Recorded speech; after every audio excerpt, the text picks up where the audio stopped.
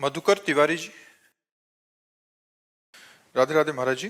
महाराज जी, कार्य क्षेत्र में अकारण विरोध करने वालों से कैसे निजात पाई जा सकती है, जिससे कोई लेना देना नहीं, वो व्यक्ति भी द्वेष की भावना रखते हैं? तो हमारा क्या बिगाड़ लेगा? हमारा क्या बिगाड़ लेगा? हम शांत हैं, गंभीर हैं, पागल लोग हैं, राग द्वेष के वशीभूत हैं, पागल लोग हैं। तो हमको व्यवहार क्षेत्र में अपनी कोई कमी नहीं रखना। जैसे हमें कोई कह रहा है कि ये चोर है, तो हमें पहले एक बार देखना है कि मेरे में चोरी का स्वभाव तो नहीं है। अगर है तो भगवान पे संकेत कर रहे हैं, सुधार कर लो।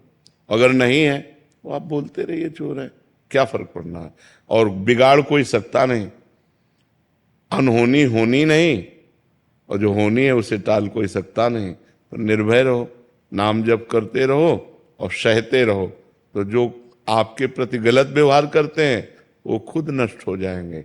आप शांत रहो, गंभीर रहो, समय आने पर देख लेना, वो खुद पतित हो जाएंगे, वो खुद नष्ट हो जाएंगे। क्योंकि उनका कर्म ऐसा है ना, वो कर्म ही उनको नष्ट कर देगा। अपने को शांत रहना है, गंभीर रहना है और सहना है। सहने से हमारी उन्नति होती है, लड़ जाने से हमारी अवनति होती है। और वो गाली दे रहा है, आप चुप होकर निकल गए, तो वो गाली उसी को पड़ेगी जाके। वो ऐसे कर्म करेगा किसी जगह, ऐसा फंस जाएगा कि उसको सैकड़ों गाली मिलेंगे और पिटेगा वो। और आप गंभीर रहे, आपकी उन्नति हो जाएगी। तो अध्यात्म आपको बचाना सिखाता है, आपको आनंद में होना सिखाता है। लौकिक में यह है सठे साठ्यम समाचरित, लेकिन अध्यात्म ऐसा नहीं कहता है। नीति कहती है सठे साठ्यम समाचरित, नीति कहती है, लेकिन प्रीति नहीं कहती। प्रीति कहती है अगर वो एक थप्पड़ तुम्हें मारे तो तुम झुक करके निकल जाओ। अब वो एक थप्पड़ उसके लिए इतना भारी पड़ेगा, वो झेल नहीं पाएगा, क्योंकि आप चुप हो गए ना। एक नाव में एक संत और उनके शिष्य बैठे हुए थे, और बहुत से लोग, 20-25 लोग नाव में बैठे हुए थे। इतने में एक दरोगा और 2 पुलिस वाले चढ़े, तो जहां संत थे वहीं खड़े हुए। और वो संत नंगे पैर, उनका जो शिष्य था, और वो बूट पहने, तो बूट रख दिया उनके पैर में, तो वो चीख पड़े। तो चीख पड़े तो एक चाटा मारा और गाली, वो संत शांत, राम राम शांत।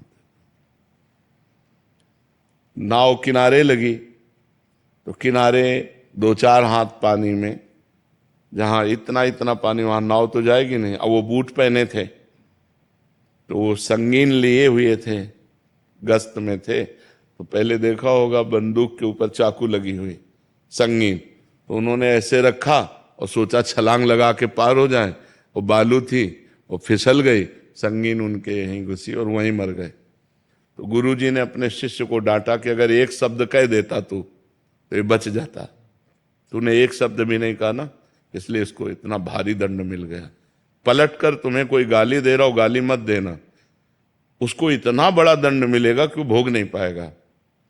उमा क्षमा सापहुते भारी, अपने कर्म जाए अपकारी।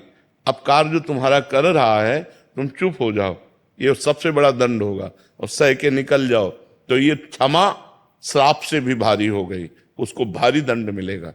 इसलिए हम तो ये चाहते हैं कि उसको भी दंड न मिले, आनंद से रहे, काहे को दंड मिले।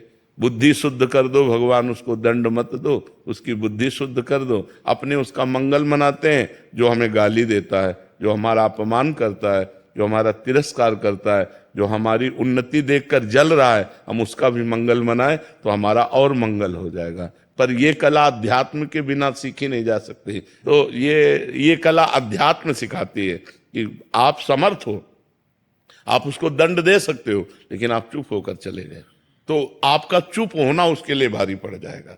ये रहस्य कोई जल्दी जानता नहीं और मानता नहीं है कि हम चुप कैसे रह सकते हैं। तो इसीलिए तुम और वो दोनों बराबर हो गए, फिर क्या अंतर। अध्यात्ममान चुप होकर शांत होकर सह जाता है, और वो सहनशीलता, वो क्षमा उसके लिए सांप से भी भारी पड़ती है, और वो कहीं ऐसी जगह गिरेगा जहां संभल नहीं पाएगा।